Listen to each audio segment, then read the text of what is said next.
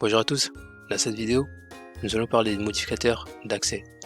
Donc à Java, la mise en application du concept d'encapsulation est possible en partie grâce aux modificateurs d'accès.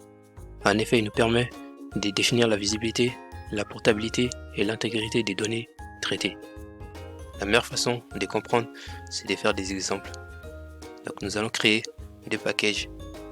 Moi j'ai déjà créé une et je vais créer une deuxième.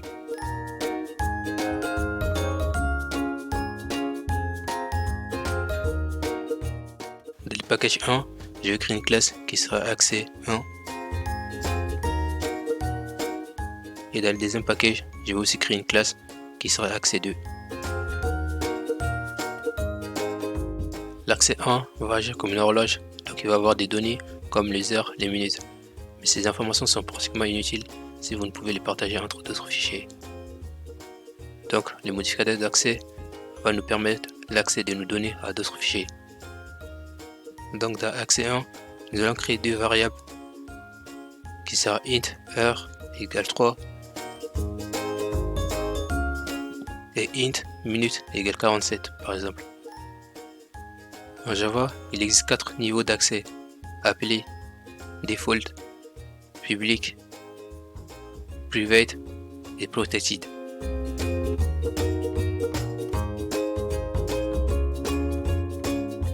Tout d'abord, nous allons commencer par default. À la default est ce qui se passe quand vous ne faites rien, comme par exemple l'heure et minute. Ici, on a déclaré juste un int heure et int minute. On n'a rien fait de spécial. Donc c'est ça le modificateur d'accès default. Donc nous allons l'enregistrer et nous allons essayer d'y accéder en créant l'objet accès1 dans la classe main. Donc ce sera accès1 a est égal new accès1 .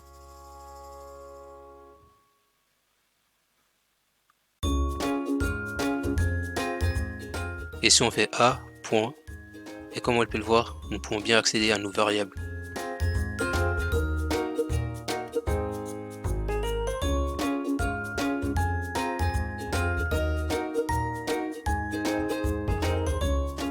Et c'est ce qu'est le modificateur d'accès par défaut. Il permet à tout le monde de voir toutes les données et il n'y a pas de restrictions, donc tout le monde peut le voir, c'est par défaut. Passons maintenant à public. Vous devez le mettre devant, donc par défaut, nous n'avons rien mis devant et c'est pareil pour les autres. Nous devons le mettre devant et si nous l'enregistrons et exécutons le programme, il fait exactement la même chose. Donc la seule différence entre default et public est que vous l'écrivez devant et cela vous aide à quelque sorte à garder une trace et cela fonctionne de la même manière dans tous les packages. Donc je vais copier tous ces codes et les mettre dans accès 2 qui va nous permettre de faire les tests private et protected. Et il a généré automatiquement l'importation des packages 1 et accès 1. Donc si nous enregistrons et exécutons ceci, nous obtiendrons 3 et 47, même s'ils sont dans des packages différents. Donc nous allons changer public à privé et voir ce qui se passe.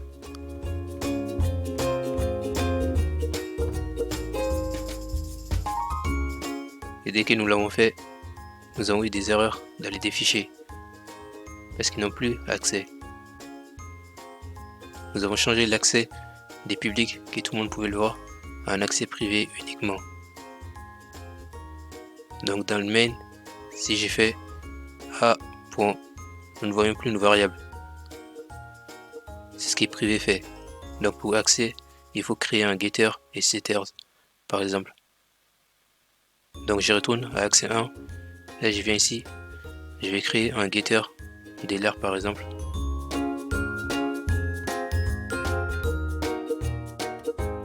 Et maintenant, normalement, nous pouvons accéder à l'heure.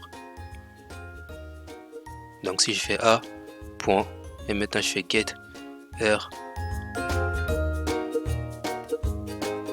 et puis je lance les programmes, ça doit nous sortir 3.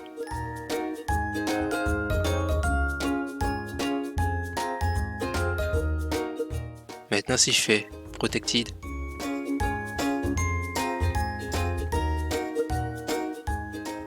la semaine, j'essaie d'accéder en faisant A. Alors nous voyons à nouveau une variable heure et minute.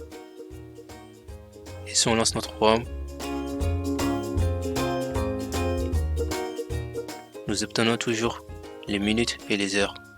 C'est parce qu'ils sont dans le même package. Et donc s'il est protégé, il donne accès à tout dans le même package. Mais s'il est dans un package différent, il n'y a pas d'accès. L'accès protégé change en fonction du package sur lequel vous vous trouvez.